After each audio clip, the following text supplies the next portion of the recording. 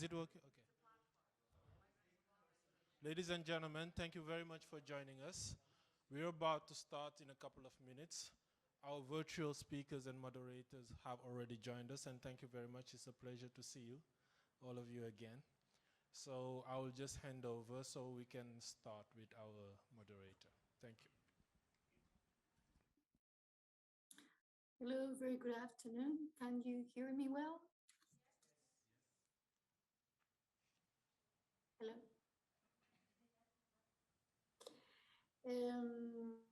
Well, thank you very much for having me as a moderator today in this panel. My name is Paloma Viejo, Dr. Paloma Viejo, and my PhD has been on hate speech in social media, basically how platforms govern hate speech. And I have been invited to moderate a series of panelists today that I have the honor and the pleasure of presenting. The panel today is going to be how we can counteract hate speech on social media. We have to take into accountability social media business models. We have to take into accountability the principles and values that have been social media, such as freedom of expression, and then the reality that social media as structures has been exploited to spread hate speech. So these diverse series of initiatives that some of them we are going to be hearing today. So I'm going to straightaway present the presenters in the following order. First, our first presenter will be Dr. KAICIID Bali, Global Chair of the United Religions Initiative. Our second presenter will be Imam Viejo Palavazzini, President of the Italian Muslim Religion Community. Our third presenter will be Ms. Julia Moser, Hate Speech Advisor at SEGI, a Jewish contributor to an Inclusive Europe. Our fourth presenter will be Leila, who's speaking from Ankara today.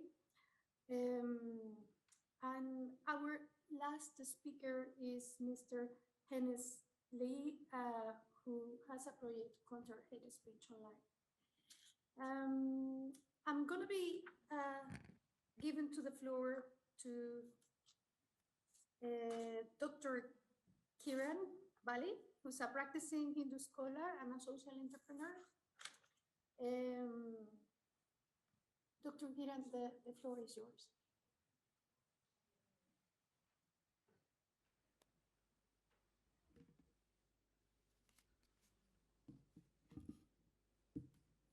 Thank you, Paloma. Thank you all for joining this panel. Let me begin by thanking KAICIID for organizing this very timely and important topic. The first question is, why should we as people of faith be talking about this? Why do we need to act? The reason is because hate speech is the existence of a culture of disrespect. And one of the biggest challenges we're facing is that people of faith are also participating in this culture of disrespect. We have slander, we have misinformation, we have the tarnishing of reputations. These are all examples of hate speech, are very common against women and minority groups. And the question we have to ask ourselves is, are we ready to call this out? So the first thing we need to do is start to do more awareness raising. The pandemic has meant that more and more people are spending time indoors. There's a lack of social interaction. People are on their computers writing all sorts, and people of religion are also participating in this hate speech, which is an extreme form of intolerance and sometimes leads to hate crimes. It's not just a justice issue, criminal justice issue. It's basically our role as people of faith and in the general community in terms of prevention and awareness raising. So it's so important we begin to raise awareness of this type of speech and offer information around bullying, discrimination, toolkits, and care for each other. The URI, United Religions Initiative, is operating in over 111 countries with grassroots groups, interfaith groups working together. There's over 1,000 of those, and they are making a meaningful impact on the ground, especially in terms of hate speech, one of the examples is the creation of a toolkit called Talking Back to Hate, which I'm happy to share as we go. But one of the things that's really been happening on the ground is how people of different faiths have come together around hate speech. They've spoken against it. We've talked a little bit about using spiritual resources to illustrate the power of positive speech from the spiritual perspectives that we all have. So you may have come across appreciative inquiry. That's a real method that's in place on the ground in many countries. So what we're looking for really is people of faith, people like us, to help build these support networks. We need resilience within our communities. We need to build these support networks. We recognize the freedom of speech through respectful communication, but we have to remember all of the principles that we subscribe to when we become part of faith organizations. Some of those are mutual respect, compassion, cooperation, and how we have to be the exemplars through our communication. That's absolutely so important. When we see hate speech online, what do we do? So, do we identify the trolls? That's another question. It's very difficult sometimes to put names to faces. But what we need to do is make sure we don't give them the recognition that they're searching for by spreading these kind of negative words and basically the hate speech that they're participating in.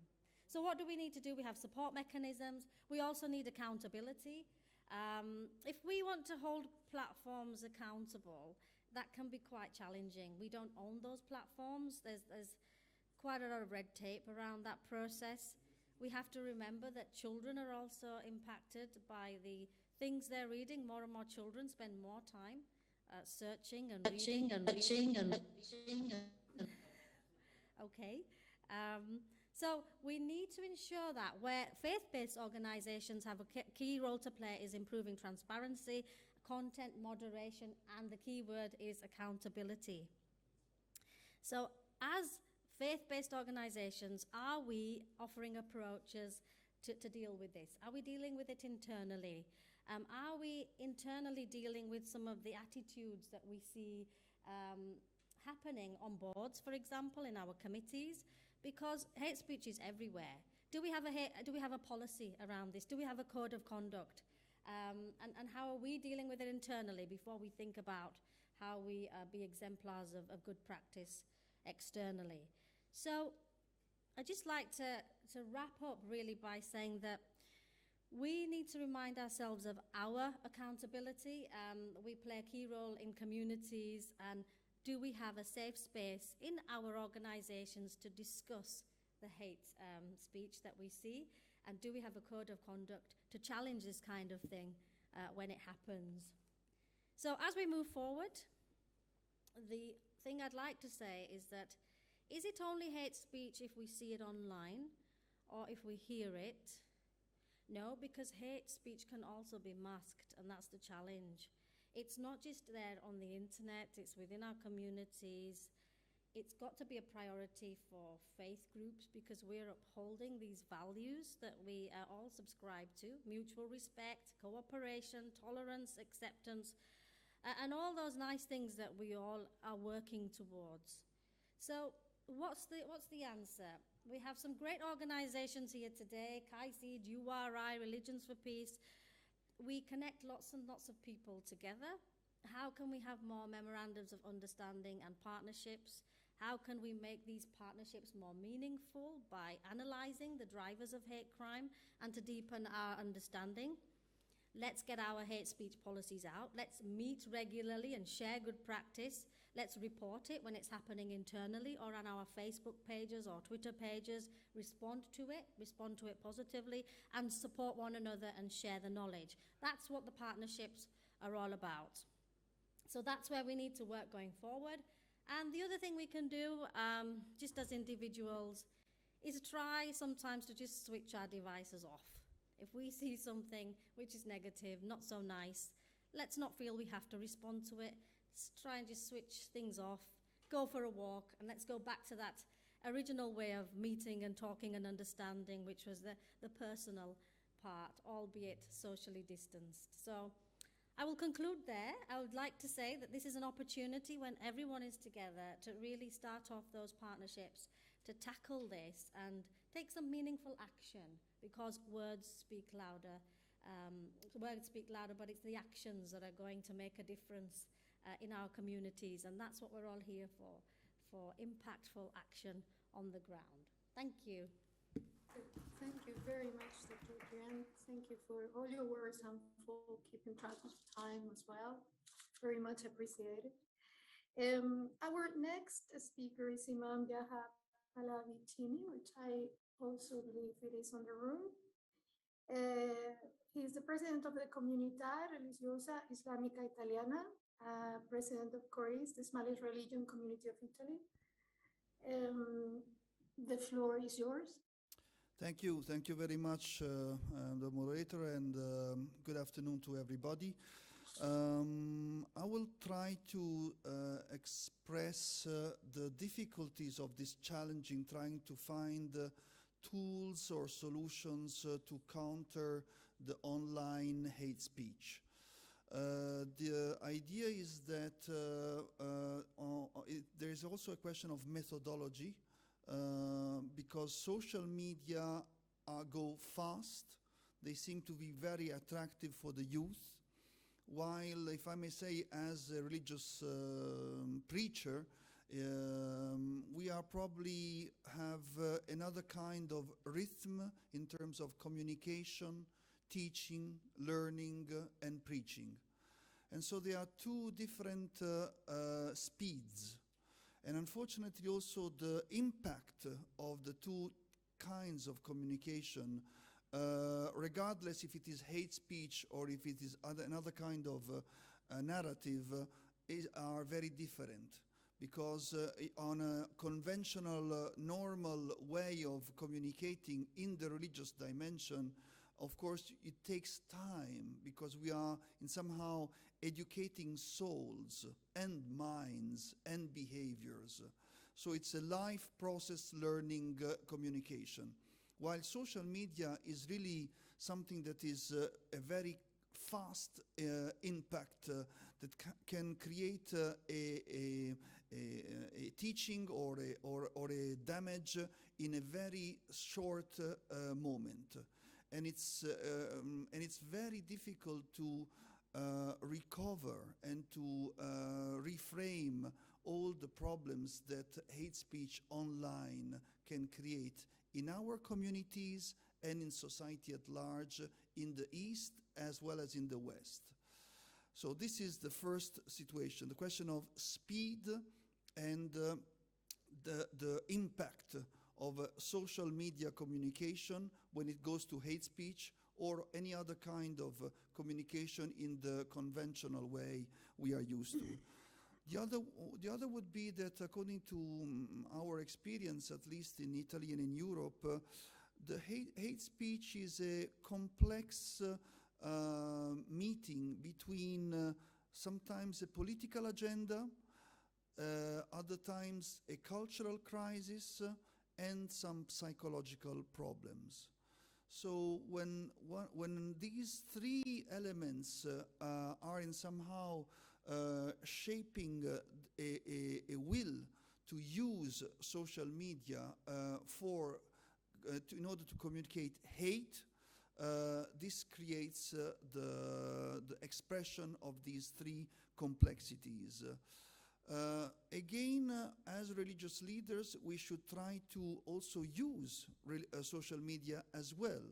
We should try to use the same means with a different narrative, which means that we cannot anymore do our preaches through social media. We have to find also a different methodology and a different language to communicate in order to not to have the social media hijacked only for hate speech purposes. And so skills of communications are requested for preachers and religious leaders in order to master also these means of communication, but without losing their identity as persons of faith, as persons oriented on spirituality, on sacredness, on theology, on dialogue, and on the comprehension of souls and of the deep meanings of life.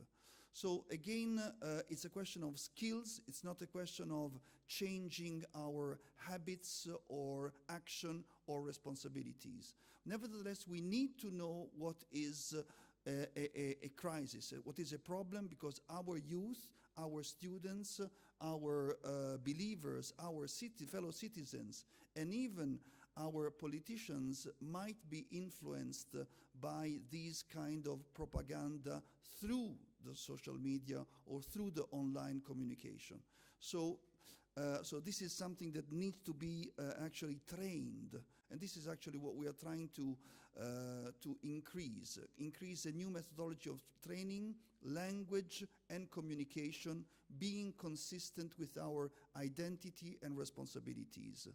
And my last point would be that let us not forget the non-online context, because we have to frame the context of our communication and responsibilities where social media is active, and where within the social media or online hate speech is unfortunately presented. And so linking these different levels of communication and fields, the idea is that we have to again help those who follow online communications to connect what can be a hate speech interpretation with the complexities of a very different context of society. Because at the end we need to show what is the reality of society, what is the reality of religion, what is the reality of human being relations, even in terms of religion, and avoid any kind of discrimination narrative, such as foreigners or incompatibility, or targeting one specific religious group as a negative, evil, hate identity. So in order to counteract or to create a counter-narrative to these hate speech contents and methodologies, we might be, hopefully, inshallah, successful in this responsibility, and be able also to communicate to the youth and to those who normally use also the social media, but they are not only focusing on this way of communication, but they are also connected to the wider dimension of society. Thank you. Thank you very much indeed.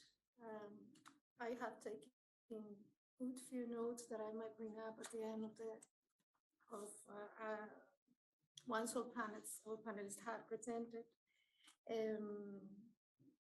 Very good words in this last presenter. Next panelist is Ms. Julia Moser, Hate Speech Advisor at CGA, a just contribution to an inclusive Europe. Julia, the floor is yours. Thank you, Paloma. Thank you. And I hope you were able to see my presentation. A warm welcome from me as well, and thank you to KAICIID and also the fellow panelists. It's a topic close to my heart, and it's a real pleasure to be here. And this afternoon, I would like to share with you in the following few minutes, as a case study, how we at CEGI, a Jewish contribution to an inclusive Europe, been shaping the way we approach hate speech and how we're trying to make a difference through the Facing Facts project series. So CEGI is a Brussels-based civil society organization that works on a European level on tackling all forms of racism and discrimination. And being established 30 years ago, most of our work has focused on anti-bias training, addressing and overcoming anti-Semitism, overcoming Islamophobia, training on reconciling gender and religion. And in the past 10 years, our focus and activities have shifted, and also increasingly a bigger space is taken up by working on the topic of hate crime and hate speech. And in our approach, the core activity is education. We believe and strongly stand for education, and all our advocacy efforts are built around what we hear back and experience in either in-person trainings or all the online trainings that we deliver on hate crime and hate speech. And the Facing Facts initiative, within which most of our hate speech activities take place, started 10 years ago when Jewish communities and LGBT groups came together, recognizing that they can learn from each other. Jewish communities have traditionally more experience in recording hate crimes, and LGBT groups were much better at advocacy efforts. So the project started by recognizing that we can learn from each other. And ever since, it's been 10 years, it has grown and includes now a lot more organizations in a sense that we have not only civil society organizations, but also public authorities within the Facing Facts family. And also we don't simply focus on Jewish and LGBT issues, but we've expanded it. So one of our courses that focus specifically on recognizing the bias motivation of hate crimes looked into the specific indicators for the Muslim community, the Jewish community, LGBT, Roma, disabled, and of course, migrant and refugee biases that can be recognized by law enforcement agencies when it comes to hate crime committed against these groups. And the approach has from the beginning been to include as many stakeholders as possible and create the connections that might have been lacking in the field, both in hate speech and hate crime. Since 2017, we've been running our training programs on hate speech as well for civil society, law enforcement, and increasingly policymakers who are eager to learn more how they can take action when it comes to hate speech. So our courses, they focus on creating an understanding of what hate speech is. And we touch upon a lot of topics that were mentioned earlier today during the conference, the fact that there is no universal definition of hate speech, or how hate speech and free speech relate to each other. But we also look at the individual and the community impact of hate speech. And we're doing all this from a broader perspective. We don't look at hate speech as an isolated accident or incident.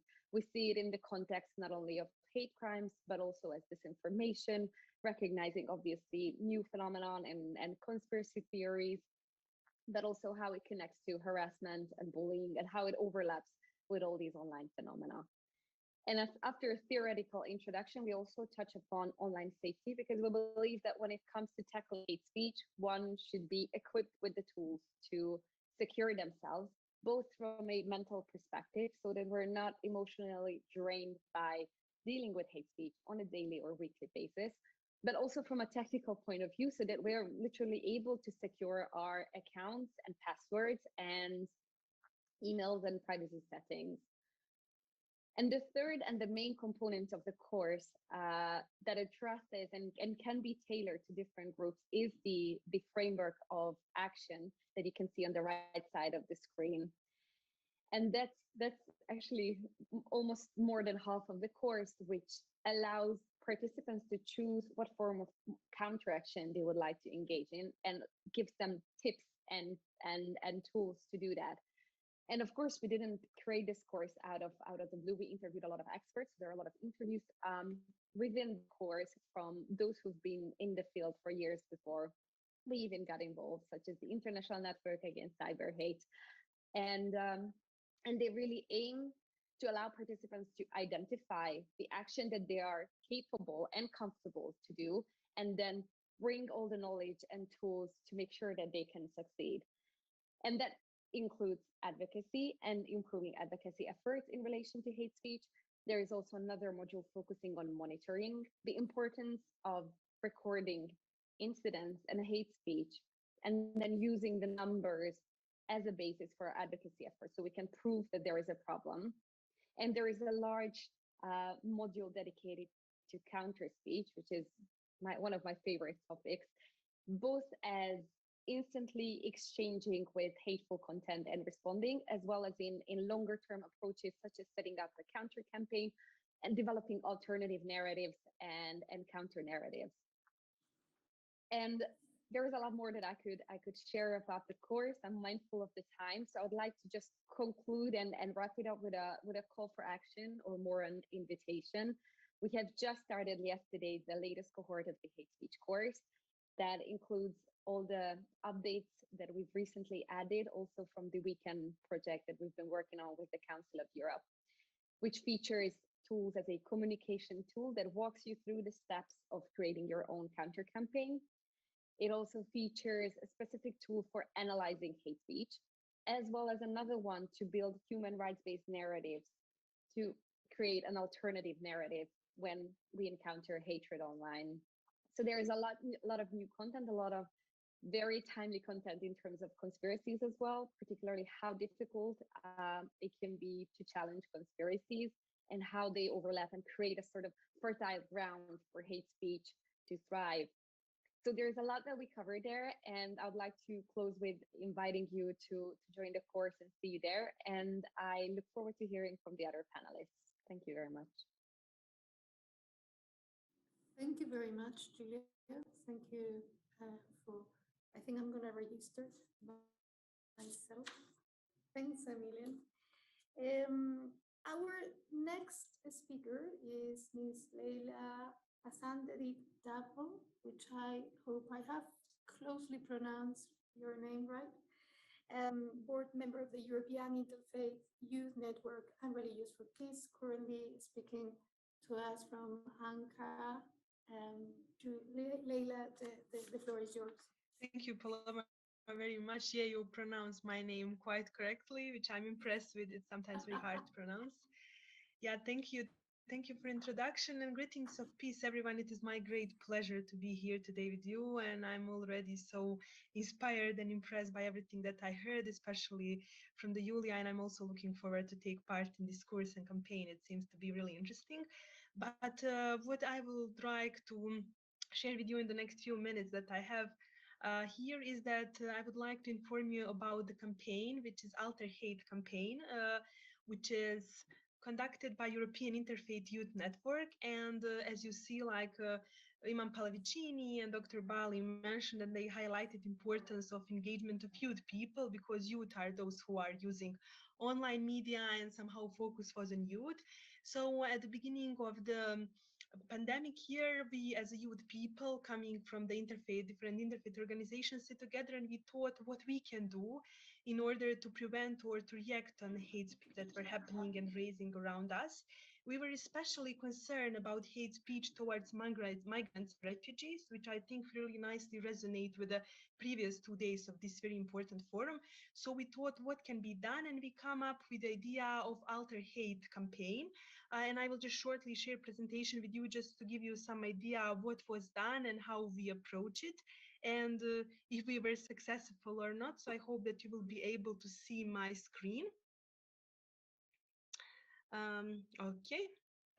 I will just start slideshow now. So Alter Hate campaign, as you can see, is online campaign, and we decided to have this presentation like the keyboard to highlight that it was mainly targeting online and youth audience. And we call it Alter Hate because we wanted to create alternative to the hate and hate narratives that were happening. And this campaign is campaign that aims to counter hate speech through activities of education, sensitization, advocating the acceptance of diversity and inclusion through counter and alternative narratives. It is implemented within the platform called Speech for Change, and it is realized by European Interfaith Youth Network of Religion for Peace Europe, which is Youth Network of Religion for Peace. And it was at the beginning supported by the German federal government, and the idea was to have it just for a few months. But we were so motivated when we saw results of the campaign that now we as a group of youth people decide to continue with this campaign on the voluntary basis, hoping that some other governmental bodies or organization will recognize the importance of it and support it in the future. When we started the campaign, as I said, the problem that we discovered in our community was that it was so many hate speech in online, especially towards migrant and refugees. And the core group of the people working on the campaign come from the Balkan area, from the Bosnia and Herzegovina, Serbia, and Albania. And we discovered that the people are using the time of the pandemic just trying to create hate narratives, to spread hate speech, and unfortunately they were not helping in the process of building peace in that region.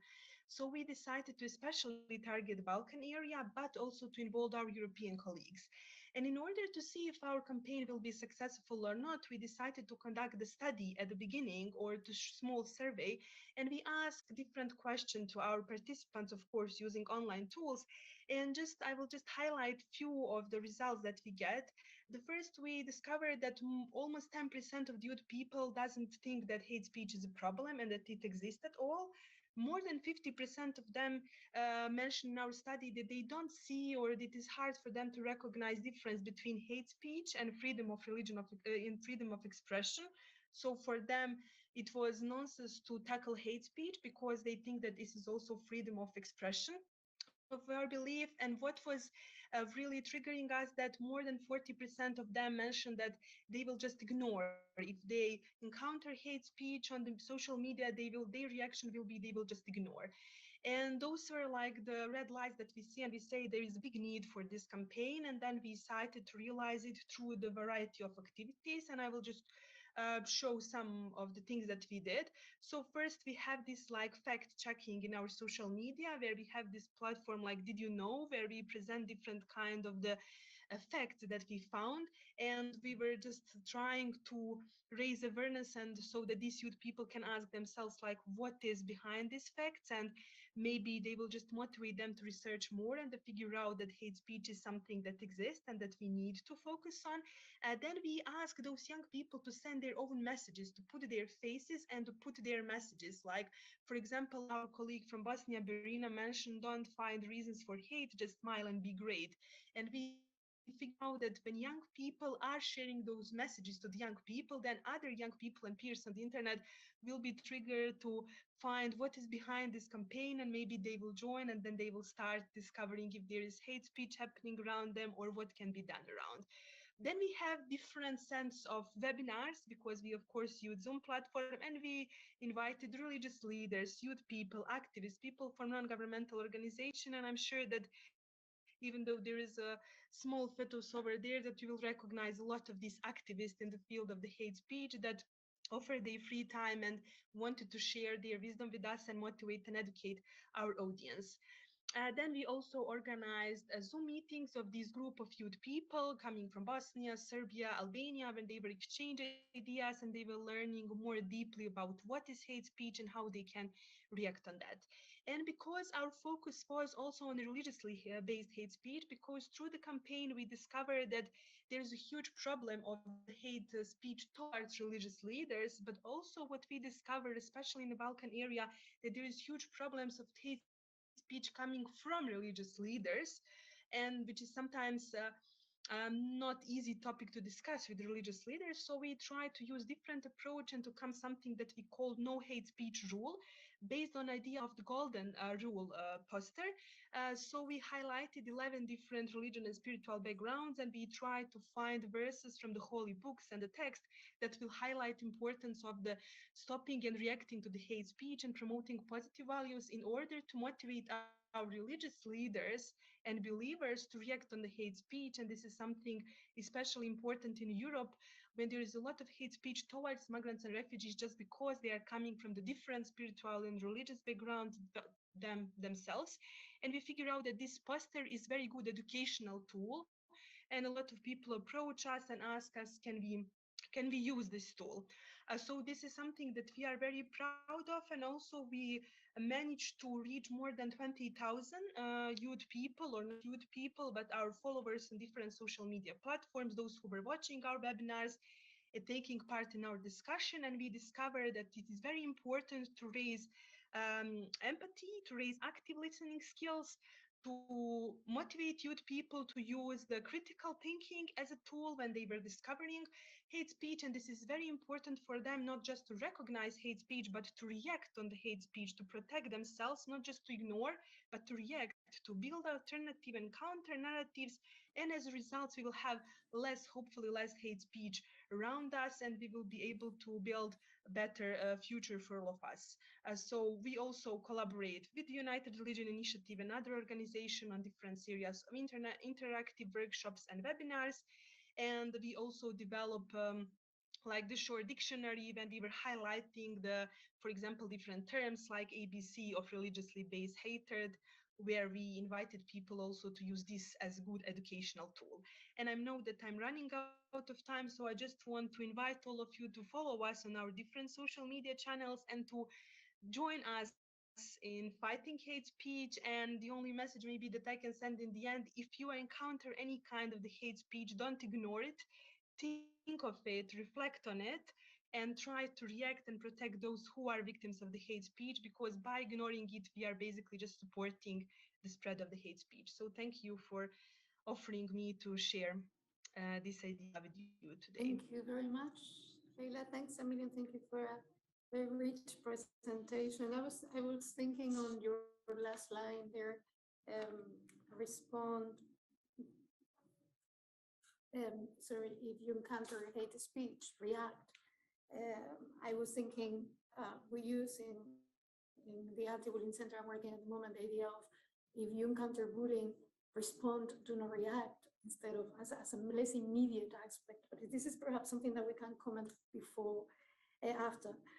Our last speaker is Mr. Hansley, who has an initiator of I Am Here and to counter hate speech online. I believe he is on the room as we speak. Am I correct? Yeah, thank you, Paloma. Thanks for introducing me. Thank you, Hans. My name is Hannes Lai. Hello, everybody in the room, and thank you, KAICIID, for inviting me. It's an honor to be here. I want to introduce to you a group, an initiative that I have started in Germany 5 years ago, and I need some slides to show you. It's called #IchBinHier. Ich bin hier is German for I am here.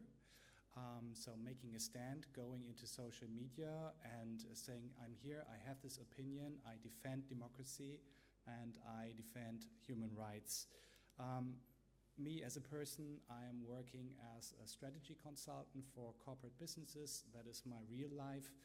And 5 years ago, I came across an idea from Sweden that I found extremely valuable, because it is based on a team-based approach to hate speech in social media. It's it was founded in Sweden. Then I started the second group in Germany, which grew up to a few thousand people, and now it's spreading all over the world. I've written a book about it. It has the same name, #IchBinHier, unfortunately just available in German. We are 43,000 members that practice democratic participation online. And I stress this because they practice online democratic participation every day. And I think we have a problem that is right now. We are talking a little bit too much about the problem. We're acting a little bit too little to solve the problem. And I think it's a very important thing to go into social media and do something against it every day. Who are we and what do we stand for? We're counter-speech activists, and we want to achieve a better debate culture in social media. We defend human rights and democratic values every day. We have a few rules that are basically the rules that I just mentioned, that we represent democratic values, and that we believe in empathy, that we believe in dialogue and fact-based communication. So we think that every time we promote that, every time we write a fact-based comment in the comment section that is empathetic, we do something for our democracy. And if we do that together, we can achieve even more. Here's an example of what we really do. It's very practical, and here's actually my biggest insight where media or where hate is actually spread most in social media. Of course, it is in the platforms like Facebook, but where is it actually on Facebook? And if you look at this, this is the media side of Bild, which is the biggest tabloid media in Germany. They, of course, have a Facebook fan page. And if you look at the numbers, they have more than 2 million followers. And if you look at this post, that social media post that they made there, it's one of like 20 or 25 posts that they post every day. This has, I think, can I read it from here? It has 5,500 reactions already, and there are 1,000 comments. 1,000 comments to a social media post. And what is this social media post about? It is a report about educational camps in China where there are Uyghurs, I hope I said it right in English, put in. And you can imagine the sort of the comments in the comment section. Some of the comments say, okay, we should do that with Muslims in Germany as well. Just put them in educational camps. And this is one of these comments, and there will be 20, there will be 30, there will be 50 in this comment section. And just imagine how many people are reading this comment section. So there's a silent majority of readers reading this comment section, and they are influenced every day, every time you repeat that. It's a rule of communication, repetition, and then it sticks to your mind. So what we do is, in our group, we post an action, we start an action, we say, okay, here is a lot of hate speech in a comment section on a tabloid media, go there. So we have the link of that comment section in there. So our members go into that comment section and they start writing comments that are countering hate speech, positive, fact-based comments. You see this comment very far up. It has 1,000 likes. It's one of our members. It's very far up because of the algorithm and the 1,000 likes. And he's saying, okay, just imagine what this means. People here being happy about people thrown into an educational camp. People have been thrown into camps in Germany. We know that. Just imagine what that leads to. So we're trying to involve people in dialogue. We try to give them a different opinion. We try to show them, okay, this is not good. So this is our activity. We do these kind of actions 3 times a day, all year round, with 45,000 people. And our impact, and I mentioned that already a little bit, we support the targeted people, for one thing, of course, because people feel solidarity when we appear and when we protect them. We do protect organizations, so you can actually call us or write us when there's a shitstorm, then we go in and we help and support. And what we also are, we are role models for the silent readers. We want to influence them and prevent them from radicalizing themselves. See here, that's the I Am Here International Network. So all together, we're now about 150,000 members internationally. As I said, it started in Sweden. The founder is Minna Dennart. She's a journalist and writer. She came up with the brilliant idea. And it's still growing. And maybe just a few words in the very end. I think my big major takeout from writing the slides and thinking about this event here, I think we need to become better at building activist communities. And I can tell you, like starting this initiative, of course now it's up to 45,000 people, but when we started it, we had only 50 or 100 people doing this together, going somewhere, practicing solidarity and practicing democratic values. It already showed so much effect. The people became happier and we kind of turned the comment section around. So building communities that go in and actually do something in social media is essential. Thank you very much for listening.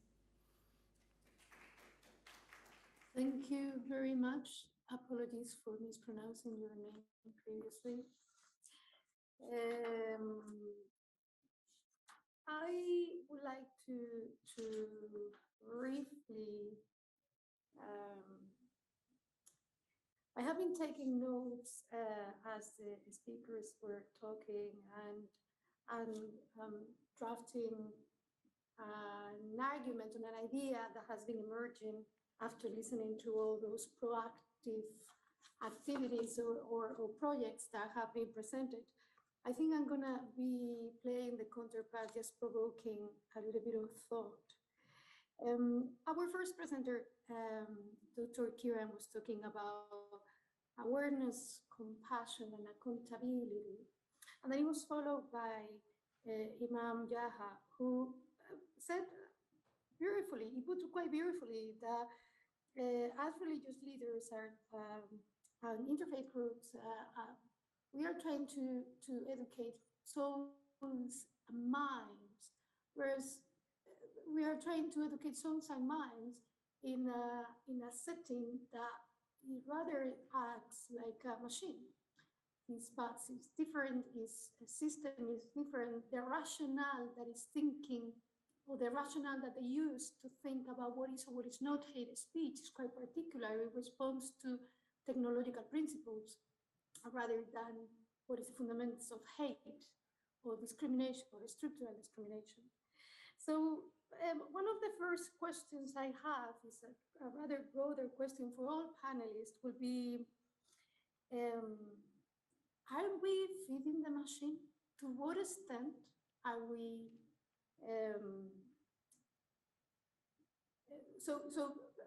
The social media platforms work with content. For them, content is the main financial resource. So aren't we, by creating counter narratives, by feeding, by producing more content, feeding the machine rather than actively fighting hate speech? It seems to me that we are in an endless task. So that links with this idea of accountability and how platforms govern themselves. So why, I suppose, the question is why feeding with more content instead of forming energies or forming groups to dialogue with social media platforms from their governmental viewpoint? That would be one of my first comments or questions. And the second would be, so far the idea of counter narratives has been created, or these formats have been created, because we have models of platforms that are rather universalist, meaning we are all in the same place, at the same place, at the same time, in the same place.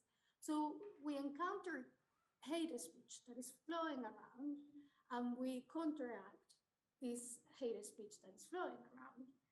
But what we have seen, this morning, Trump has announced that he's going to open his Zoom platform. We have, platforms has been diversified. We have Parler, we have Facebook, and they all follow their own principles and beliefs, rather they are political and ideological principles and beliefs. So my question is, what is the rationale, again, of counter-narratives in platforms that are never gonna be encountering different people with different views in the same place? That might apply for Facebook, but it might not apply for the Trump platform. So those two questions open for the panelists is why we are now asking for, or what it will be your ideas about dialoguing with social media to do a more top-down systems of governance that take into consideration religious hate speech. And the second would be, what is the rationale of counter-narratives now that platforms are diverse? Thank you very much. I leave it for any panelist if you want to open any question, any answers.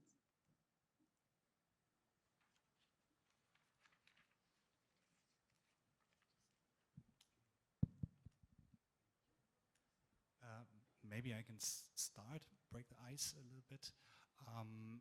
I would like to refer to your first question, why we actually shouldn't leave Facebook and leave it to itself. This is the way I understood it. And I think if you look at Facebook with, in Germany, 38 million users, and the option of leaving the platform and leaving the platform to populists and to racists and to sexists and anti-Semists, actually it isn't an option. Because as a civil society initiative, I think we are responsible to be where the people are and where the people consume information. That is what we need to do, and what we are.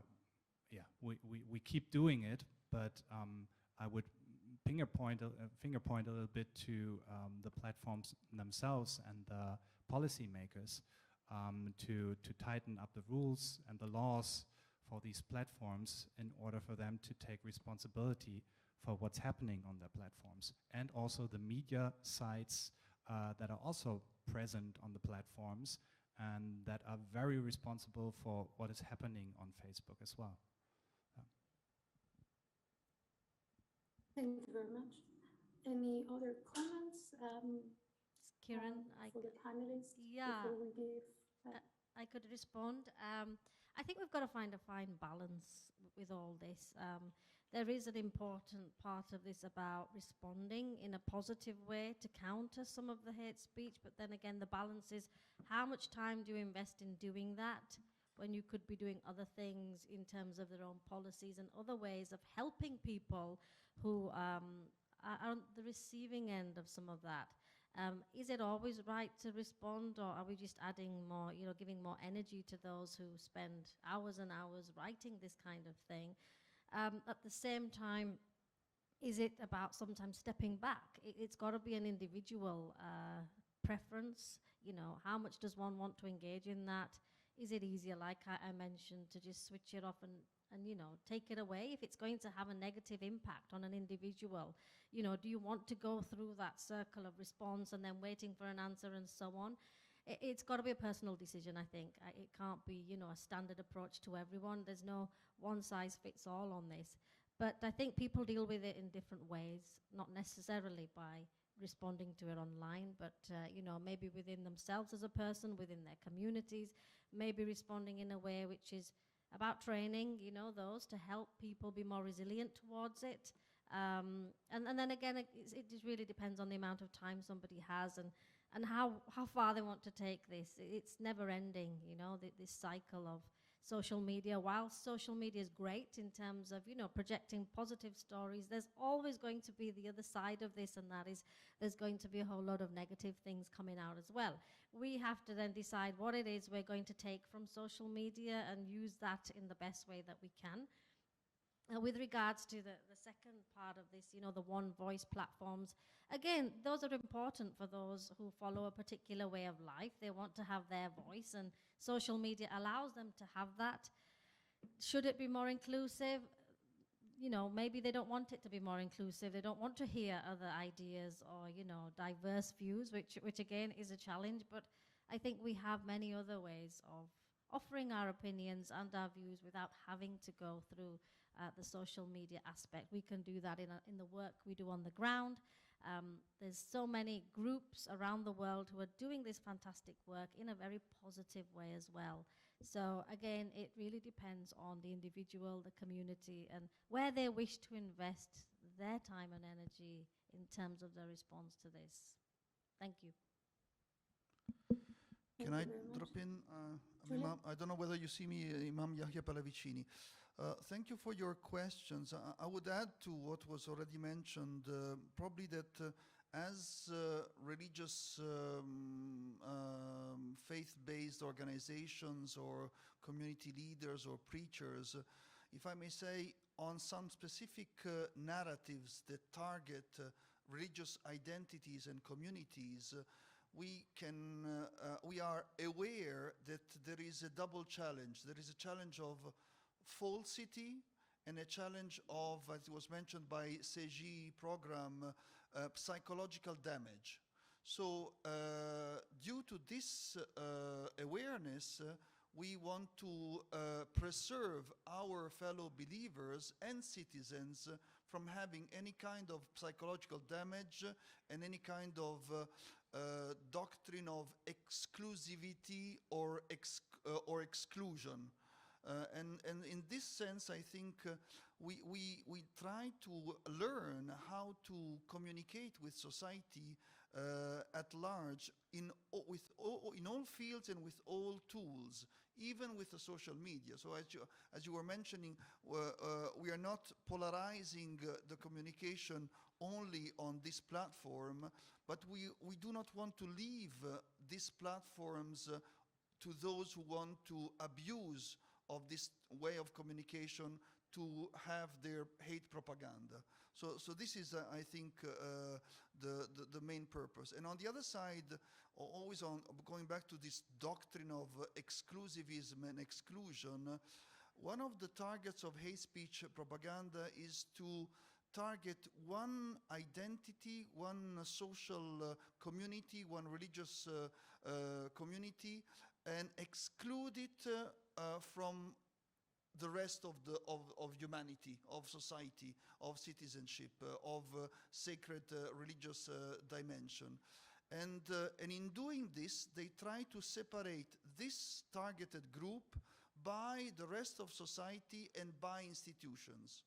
So this is where we need to be, to have a joint, shared counter narrative with institutions, with other faith-based organizations, because it's not a problem of Muslims with Islamophobia or of Jews with anti-Semitism. It's a problem of society, believers, and institutions as a whole. So if we find a way to cooperate, we prevent in somehow this doctrine of exclusivism, of apologetic identity against a specific minority of any kind of religious or cultural denomination. Thank you. Thank you for all your comments. Julia, you wanted to say something. Yes, just to add on the counter speech part, I think it's good to also recall that obviously when it comes to counter speech, we have to interact on the platforms where hatred happens. But we don't, and this was mentioned by others as well, we don't always have to engage. We also suggest to our participants, if a tweet has, if an account has 2 followers or 10 followers, don't bother, don't spend your energy with countering it, because it's not going to have that much of an impact. And while it is taking away your resources in terms of time and energy. And counter speech also doesn't have to be extremely complicated.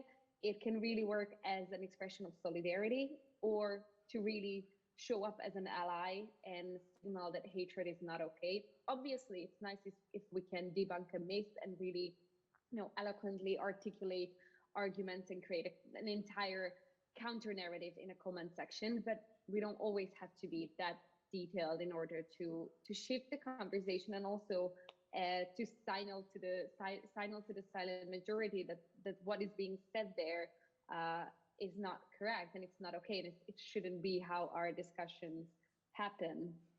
But I think it's important to have the counter speech on the platforms also just seen as one component of the entire toolbox and all the other activities that constitute counteraction in general, because removal is there always as an option, and especially within the EU for illegal hate speech, it's obviously should be the main option. But in general, especially when hate speech is in the gray zone between legal and illegal, or insightful but not necessarily meeting the legal definition of incitement, then we need to engage in order to shift the mind of not only the person who posts, but also those who are just scrolling through and viewing it and not necessarily signaling that they're there in the conversation. So it's good to have it as one option. And there are, of course, other initiatives that I think work really well, not necessarily on the counter speech aspect, but initiatives that Stop Funding Hate in the UK or Sleeping Giants in the States that really aimed on pressuring social media companies through advertisers in order to clean up their platforms. I think those can complement our counter speech efforts quite well. And again, I'm not listing all the other counteractions, but if we see it as one tool from the toolbox, then it works really well. And I think it's really necessary to to continue our efforts. Thank you very much. I'm gonna give a turn to the floor. Is a turn for the floor to ask any questions. If there are any questions coming up that we would like or you would like to share with other panelists. If I may jump in, thank you very much for your presentations. I'm sorry that I lost some of those at the beginning, but what I heard was really extremely interesting. Just actually going back to the question about the content that you asked at the beginning of the round among the speakers right now. I think that what I'm witnessing more and more is not only the question of like creating new contents, is really modeling an attitude. And even when we think about who are the people or towards whom this hate speech is directed, it's so wide. I mean, I think it's not only right now the question of like a religious minority or a cultural minority or whatever kind of minority. It's really more and more, I think, the attitude of an aggressive speech that we see going around. And that's where I totally empathize with the reflection of how much time do we need to, can't we use this time in a different way? But I also see the result when in youth groups when they see a different kind of way of responding, a less aggressive way of tackling issues, and yeah. So I don't know if we can think more in lines of like modeling. And not only the question of content, which I saw so much coming from your reflection. So it was more like sharing something rather than asking a question. But this was really so good, and thank you to all of you for sharing your insights. Thank you to the speaker. Anybody wants to make any additional comment? If I may reflect on some of your questions, because I find them quite interesting, and I think that we should ask ourselves that. But what we discovered in our campaign is that we were also asking ourselves at the beginning, should we use the social media platform in order to address these issues, thinking in the same line like you, Paloma, mentioned, like, will we feed all this platform? I'll basically help them to gain more followers or to advertise things. But then we discovered, as other colleagues said, that it is so important to raise awareness and raise our voice, because it is very thin line between offline and online hate speech. And what we discovered in our campaign is that this is what is happening in online sphere is affecting so much people offline, and usually those who are unfortunately affected by the hate speech are those who are not having any influence on what is happening online. For example, migrants and refugees. They are trying to survive, to find their way out, so they don't really have time to spend time on the Twitter, Instagram, or Facebook and to scroll around. So this is our responsibility to give voice to those whose voice can't be heard. And we figure out that using the social media platform is so important because it is affecting people offline. And we also discovered in the research that I mentioned that we conducted at the beginning that this hate speech is affecting different aspects of life. So not just young people and others as individual, but community, there is their families, there is transgenerational transmission of everything that is happening in this online space, affecting a lot of generation in online space, affecting a lot of generation in offline space. And this is like the numbers of young people who committed suicide or try suicide, those who are suffering from anxiety, depression raised during the pandemic. And one of the results is definitely a raise of hate speech that were happening. So we figure out that this is the best way that we can do, that we need to act, and we basically need to reflect. And when you mentioned that not all of people are using the same platform, but I think that you are aware that all these platforms like Facebook, Instagram, Twitter, WhatsApp, Viber are connected. They're all sharing almost the same things, and you can come to the same things in all these platforms. And also what we discovered through our campaign is that they change a lot of their policy. For example, Facebook changed their policy, and now when you report something that's happening over there, it will be removed in a quite short period of time. So I think that we managed to succeed. I mean, I'm thinking about all these amazing campaign present here, not just maybe our is the smallest one, but I mean, campaign like I'm Here and the campaign that Julia mentioned and all others. So I think that this is really important and that this is just beginning, because we will spend so much more time on the internet anyway. So it is so important to highlight all those things.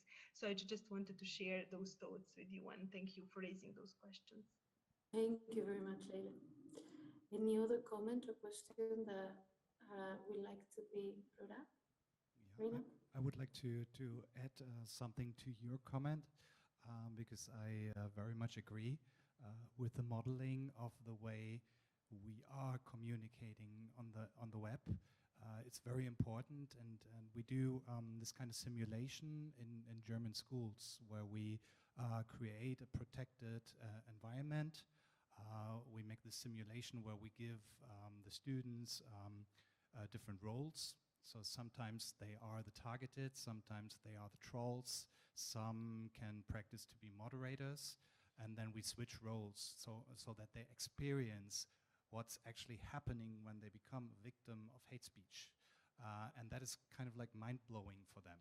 Because usually, I mean, we have to consider this kind of communication is not even 15 years old. So it's really new, and we haven't learned it in school. And they still don't get education in this communication at school. So they have to experience it, and there has to be some kind of coaching in this kind of communication. So you have to feel it instead of talking about it all the time. You have to feel how it is to be targeted, and then you are able to change your communication. And that is an easy methodology, I think. It's very practical, and I think I hope I understood you right. That's a little bit about the modeling of the new way of communication.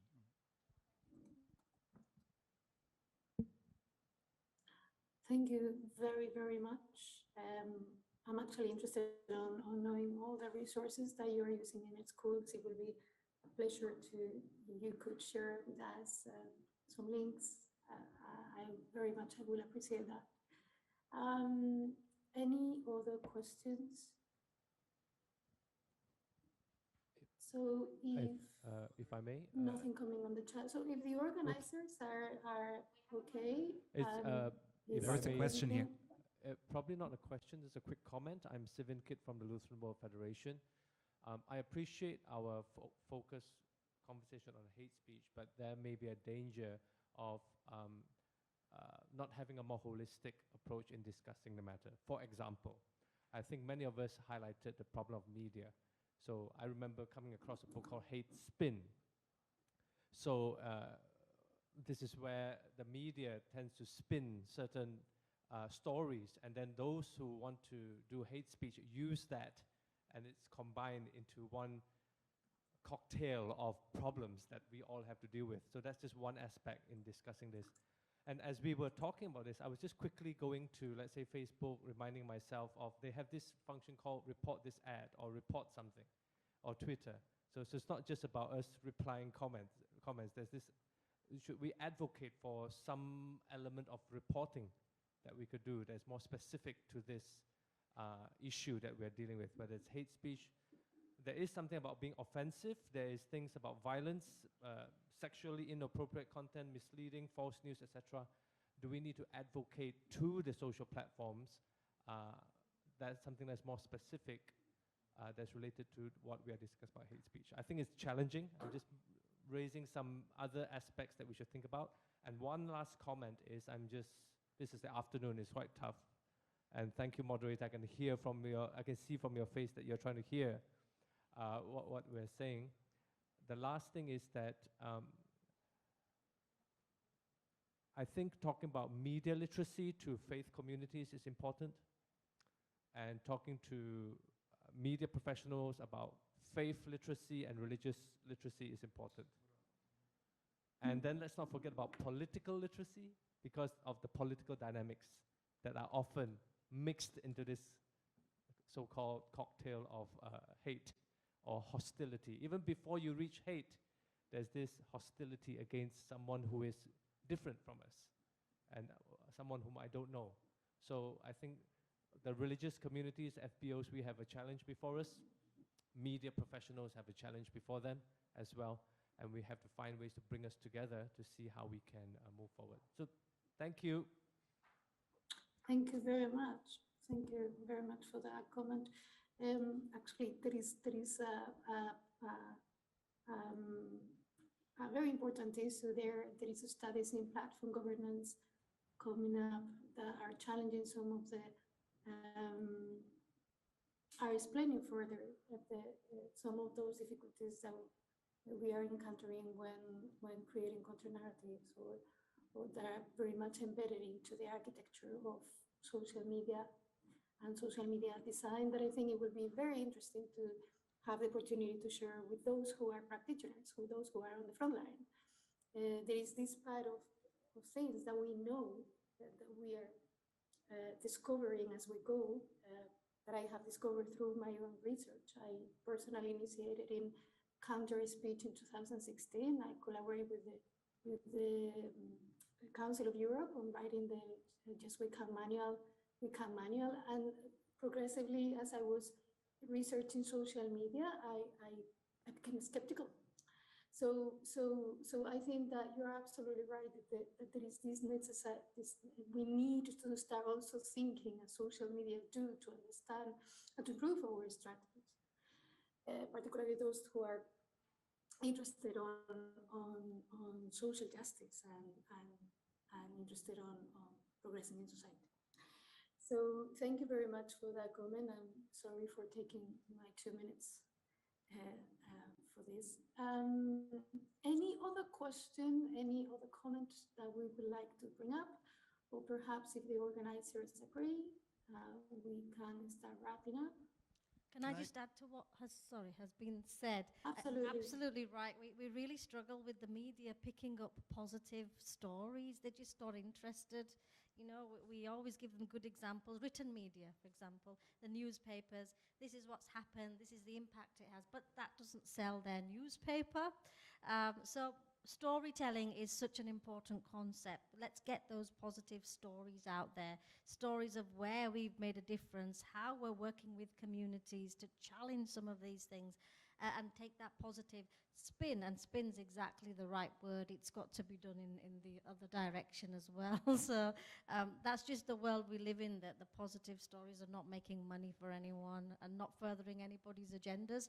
But we as faith-based organizations can really change that. Thank you. Can I add something also?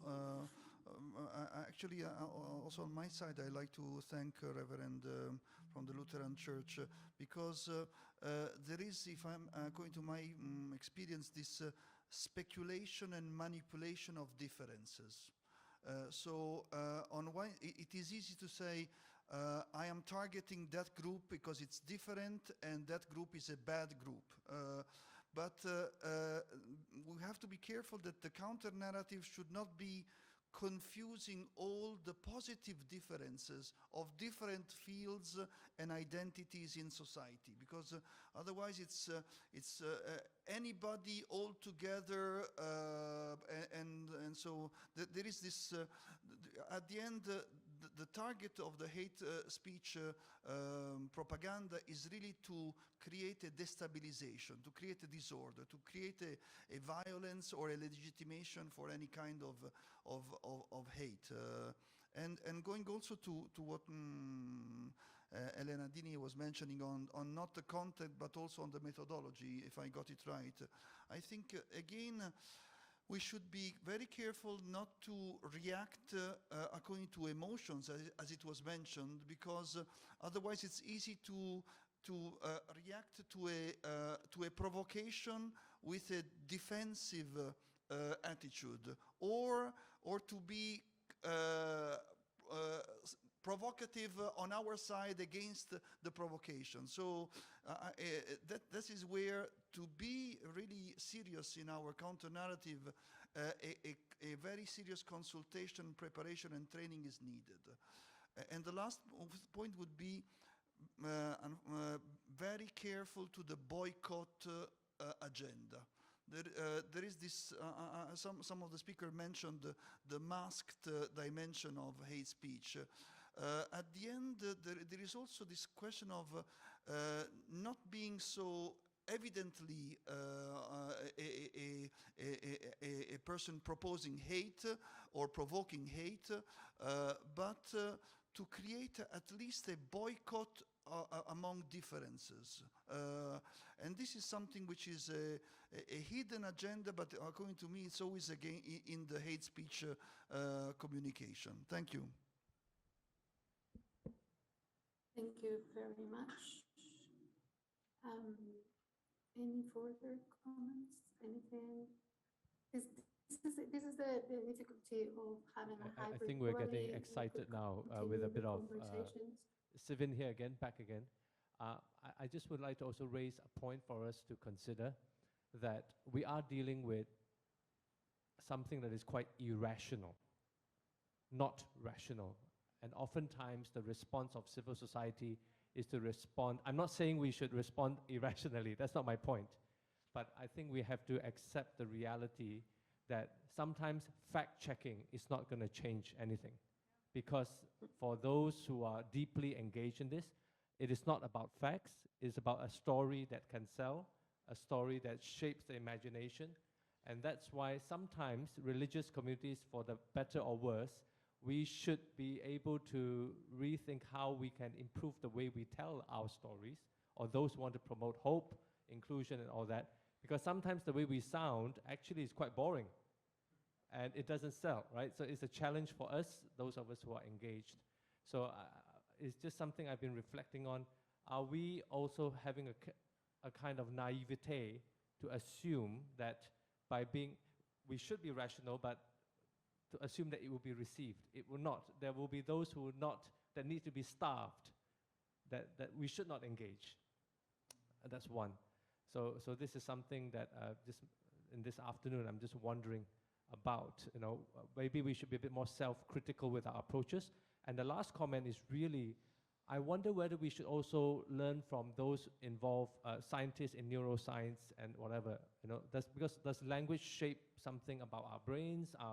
You know, is there something more that is more than just about propaganda, which I understand what you're saying. The way we use language, we use violent language, combat hate speech. It's just an irony, you know. Of course, it doesn't mean that we are just being Gandhi-like and pacifist in the way we use our language, but we use very violent language in the way we even engage this topic. So it's just something to wonder. I wonder about this at times for myself. Thank you. Thank you very much.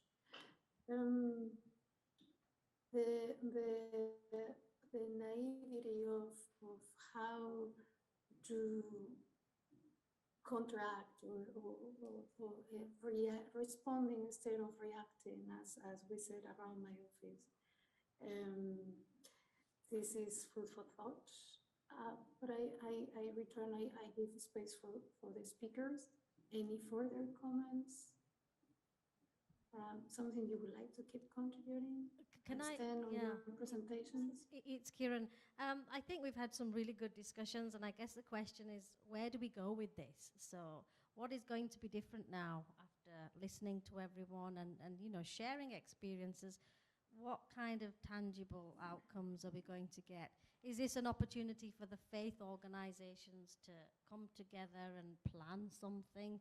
You know, let's adopt a common strategy, a common approach, something like that, because it will be really good to see something tangible come out of this, that we know we had a conversation, we shared all this knowledge, and now look what a difference we're trying to make.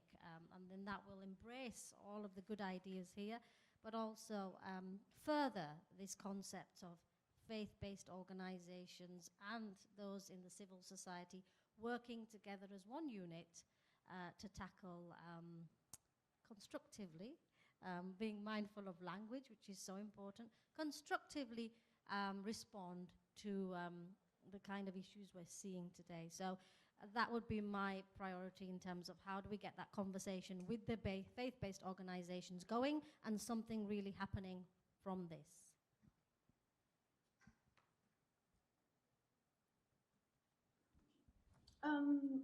Anybody would like to adapt anything? Any further agenda, perhaps what it would be the next steps in terms of, actually, I would like to contribute with something there, and I might go back to one of my initial comments after listening to all of you.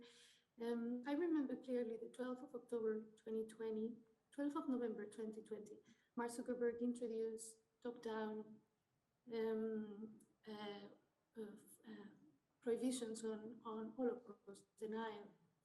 If we look into Twitter policies, Twitter prioritize particular groups for protection and content. So would it be the possibility of starting to advocate for social media platforms to include and specifically to forbid content, using automatic moderation algorithms to explicitly forbid certain forms of comments? What will be your position on that?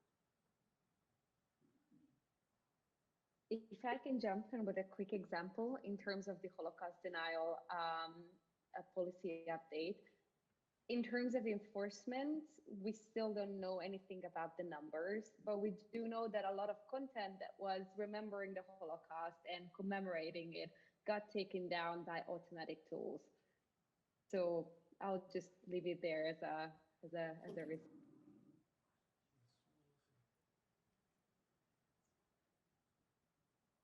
Any further comments? If I may add on something that was said in the room that Dr. Bali mentioned, like what will be like the next steps, what can be done. If I, as a representative of the, let's say, younger generation or younger people may say, I would really like to see more religious leaders engaged, and especially engaged into, let's say, stopping on being aware of the language that they are using and the hate speech coming from their side. Because I said, we saw that the huge problem is not just hate speech towards religion groups, but hate speech coming from religious leaders. They should be positive example. They should be the ones stepping and saying, not in my name and not in the name of my group, because they are role models for believers and all those who are following their spiritual or religious background group, whatever we can call it. So I think that this can be first step, and then of course all these interfaith and faith-based organizations should come together with the governmental body, as you, Paloma, mentioned at the beginning. We need to go outside of this online space. Okay, some things are changed in the social media platforms, but what can be done on the government level? I can say from the perspective in Bosnia and Herzegovina, we are now working and trying to work on a law against the hate speech. So we don't have any kind of regulation. I can write or do whatever I want. I can deny genocide that happened in Bosnia and no one will do anything. Even our politicians are denying something. And why it is so important is that it is stopping process of positive peace, reconciliation and justice happening in the country. So it had so huge consequences. And I think similar things are with the denial of Holocaust and everything that happened in the Germany and other places. So I think that we as a people of faith and faith-based organization, international organization, groups that are working should come together, sit with the government and try to find a solution and try to work on a law that will allow us to implement everything that we are talking about here today. But the first thing that all of us should do is start from ourselves and see what we can do, and then stepping out and reaching our government or whoever is responsible for this kind of the laws in our community and trying to impose them and see what can be done. Because as I said, all this that is happening in online world are affecting offline world, and it had unfortunately huge negative influence on generation to come. But also when we are speaking about youth people are not future, we are here now living. So we want to see some solution and some action right now, right here. And I think that our religious leaders and seniors should lead the way and set example for. Thank you very much. Fantastically put together. Thank you. I cannot see the room. All right. So what I'm gonna do now, perhaps to close the event, because we are approaching the time, And as the organizers are suggesting privately on a message to me, maybe we can go and do a round of last comments to all our speakers and presenters. So if you want to follow let's invert the order. Our last speaker, Mr. Hannes Ley, would you like to add up something else? No, actually, thank you not. I think I made my point on the last slide of my presentation. I would pass on to the next speaker. Fantastic. Julia, would you like to add up anything else? Yes, just a concluding thought of what has been really our mantra for the past 5 years in terms of mapping all the stakeholders in the hate speech field is really that we all have a role to play and a role to fulfill. And whether it's, it ranges within all the possibilities for counteraction or in terms of building bridges with other communities, it depends from, stakeholder to stakeholder. But if we do our role and we fulfill our role, there will and should be, and we should see progress. So thank you. Thank you very much. Dr. Kiramali, something to add up? Anything? Yeah, thank you. I think we need personal action and collective action. And in that spirit, I would just conclude with a quote from the Mahatma Gandhi, which is, be the change that you wish to see. And I think that underscores everything that we can do to work together and move forward in a positive way. Thank you. Thank you very much. Imam Jahab Alabitini, something you would like to add up? Well, just briefly, first of all, many thanks to you as a moderator and to all. The two last questions would be to avoid, as a reaction, any ghettoization and any bigotry on both sides. So, because it's important to really to train the reaction to this hate speech, avoiding natural reactions that are going in the wrong direction. So avoid ghettoization as a victim and avoid bigotry as a emphatic reaction to defend our own identity. Thank you. Thank you very much. And Leila, anything you would like to add up to? I think that I already shared in my previous answer to call to action that we should all come together, and just maybe one final message is that when we are doing this work, people are also asking, but you are not making so huge change. What if you reach 1,000, 2,000, even 20 or so? There is so many millions of people and it's so hard to combat or to do anything. But what we discovered is that if you manage to change one person, if you manage to change yourself, or if you have effect on one person, it is already making huge change. So I want to encourage all of you, don't be discouraged by the numbers or by the narratives or what can be done or modality or the language or something. Step outside, as Dr. Bali said, be the change that you want to see in the world, and believe that all these small things and these discussions that start here today will lead and make bigger change in the end. So I just want to encourage all of us to think in that direction. And thank you for your moderation and for the invitation to be part. Fantastic. Thank you very much indeed. I hope all the good conversations continue, and I hope eventually to meet up in the same room. Thank you for the organizers for putting everybody together for such interesting contributions, and I hope we can share resources online perhaps in the near future. So thank you very much, and everybody has a very good Paloma, afternoon. if you allow me, I would yes. If you allow me, I would just like to have a word of thanks to our beloved speakers for you also putting up with us for the past few weeks and being able to put together all of this, joining us virtually. I know the technical difficulties can be hectic sometimes. So on behalf of the Europe region team of KAICIID, I wanted to thank all of our speakers here and also those joining us virtually, who have joined us virtually, Julia, Leila, and yourself, and hope that we will build up on these fruitful insights that we had here today for further collaboration. Thank you. Fantastic. Thank you very much. Thank you.